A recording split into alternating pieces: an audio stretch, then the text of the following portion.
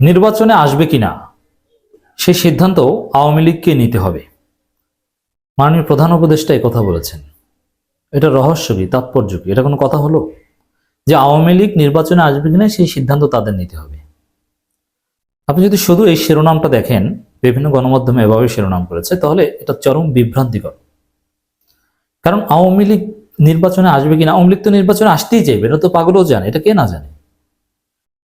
অতএব আওয়ামী লীগ তো নির্বাচনে আসতে চাইবে, এই জন্য তারা অনেক কিছু ছাড় দেয়া বা কিছু বিষয় যদি ক্ষমা টমা চাইতে, এগুলোও তারা করবে। কিন্তু প্রধান উপদেষ্টা এর মাধ্যমে কি ইঙ্গিত দিয়েছেন, এটা বিশ্লেষণ করব দর্শক।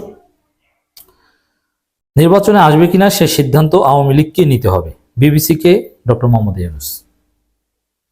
প্রথমে সরলভাবে এই বক্তব্য থেকে যা বোঝা যায় আমরা এর নিন্দা জানাই, তারপরে ডিটেলস তার বক্তব্য দেখে আমরা ধরে ধরে বিশ্লেষণ করব। আমাদের কথা স্পষ্ট, এটা বিএনপিরও ধান্দাবাজি, এমনকি ডক্টর ইউনূস বললে এটা তারও ধান্দাবাজি।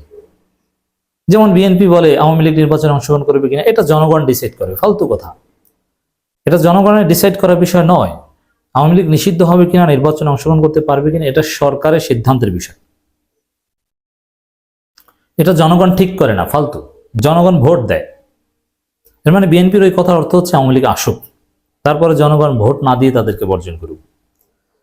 এখন প্রধান উপদেষ্টা বলছেন নির্বাচনে তারা আসবে কিনা এটা তাদের সিদ্ধান্ত নিতে হবে।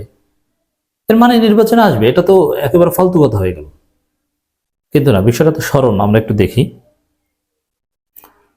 নির্বাচনের সময় আওয়ামী লীগ অংশগ্রহণ নিয়ে বিবিসি বাংলার সাথে নানান বিষয়ে কথা বলেন। সময় নিয়ে আমরা আলাদা আলোচনা করেছি।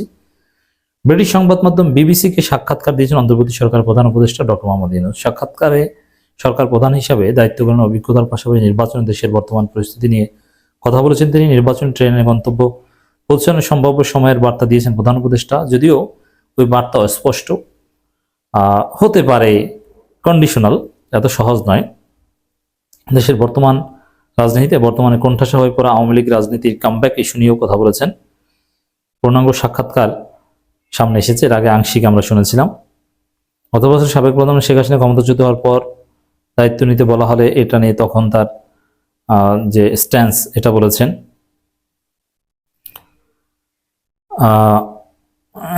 ক্ষমতাচ্যুত প্রধানমন্ত্রী শেখ হাসিনা এখন ভারতে অবস্থান করে, এদিকে তার দলও রাজনীতির মাঠে ছন্নছাড়া। এ ব্যাপারে ডক্টর মোহাম্মদ ইউনূস বলেন, তারা আওয়ামী লীগ নির্বাচনে অংশ নেবে কিনা সেই সিদ্ধান্ত তাদেরকে নিতে হবে। সেই সিদ্ধান্ত আমিও নিতে পারি না, কারা নির্বাচনে অংশ নেবে সেই সিদ্ধান্ত নেবে নির্বাচন কমিশন। এটাই হচ্ছে ধোঁয়াশাপূর্ণ একটা বক্তব্য। আমরা এই বক্তব্যে ক্ষুব্ধ। মাননীয় প্রধান উপদেষ্টার প্রতি আমাদের পূর্ণ সমর্থন, তাকে আমরা শ্রদ্ধা করি, কিন্তু তার এই বক্তব্যে আমরা ক্ষুব্ধ। এটা রহস্যজনক বক্তব্য। প্রধান উপদেষ্টা একটা বিষয়ে খুব গুরুত্ব দেন, সেটা হচ্ছে ইন্টারন্যাশনাল কমিউনিটি সমর্থন। আর এটা আমরা আগেই বলেছি যে আন্তর্জাতিক কমিউনিটি কোনো দল নিষিদ্ধ সমর্থন করে না এবং কারো ফাঁসিও সমর্থন করে না। জাতিসংঘ ফাঁসির বিরুদ্ধে, পশ্চিমারা সবাই ফাঁসির বিরুদ্ধে, মৃত্যুদণ্ডের বিরুদ্ধে। কিন্তু প্রফেসর ইউনূস তাদেরকে কখনো উপেক্ষা করতে চান না। প্রফেসর ইউনূস জনগণের সমর্থন তো আছে, কিন্তু তিনি বারবার বলার চেষ্টা করেছেন যে আন্তর্জাতিক সম্প্রদায় তার সাথে আছে, বিশ্ব সম্প্রদায় কিভাবে তার সাথে আছে, সহযোগিতা করছে, কোঅপারেট করছে, এটা তিনি বলছেন। কিন্তু দর্শক, এই কারণে প্রধান উপদেষ্টা আওয়ামী লীগ নিষিদ্ধ করতে একটু ভয় পান, আমার কাছে এটাই মনে হলো। এই যে ধোঁয়াশাপূর্ণ বক্তব্য যে আওয়ামী লীগ নির্বাচনে অংশ নেবে কিনা সিদ্ধান্ত তাদেরকে নিতে হবে, না, মানে এটা তারা বুঝিয়েছেন তারা যদি ভালো হয়ে আসে যে না আমরা নাশকতা করবো না, এই করবো না, আমরা অমুক অমুকে বাদ দিয়ে আসবো, আমাদেরকে নৌকো প্রতীকে নির্বাচনে অংশ, তাহলে দিবে। কথার অর্থ হচ্ছে এটা। আর নির্বাচন কমিশন, এটাও ভুল কথা। এটা সিদ্ধান্তটা সরকারের। নির্বাচন কমিশন তো সরকারের, যেমন আওয়ামী লীগের নিবন্ধন বাতিল করতে যদি সরকার চায় তাহলে সরকার নির্দেশ দিবে, তারপরে সেটা গেজেট প্রকাশ করবে নির্বাচন কমিশন।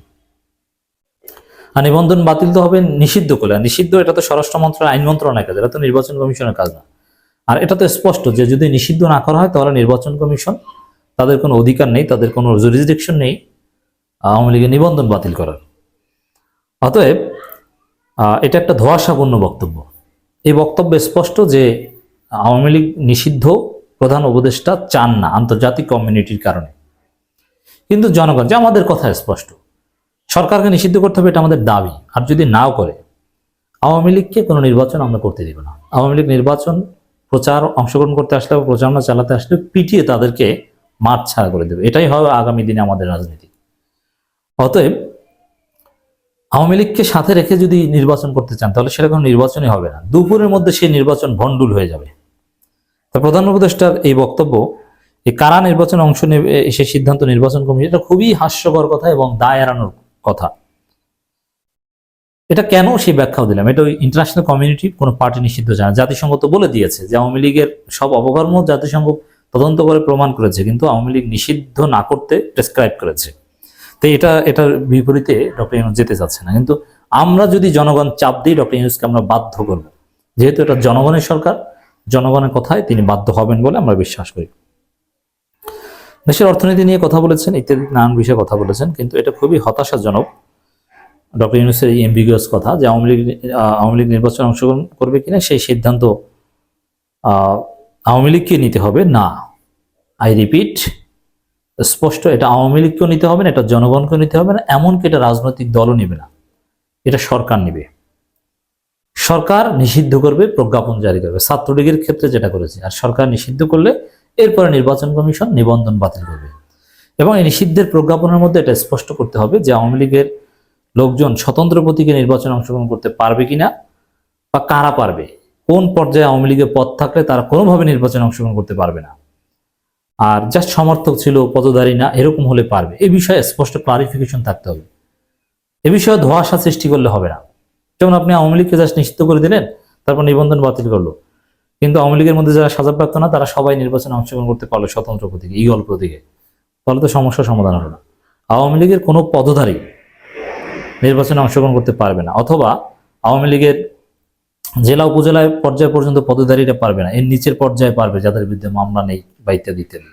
এরকম সুনির্দিষ্ট বক্তব্য উল্লেখপূর্বক প্রজ্ঞাপনের মাধ্যমে আওয়ামী লীগকে নিষিদ্ধ করতে হবে, এটাই আমাদের দাবি।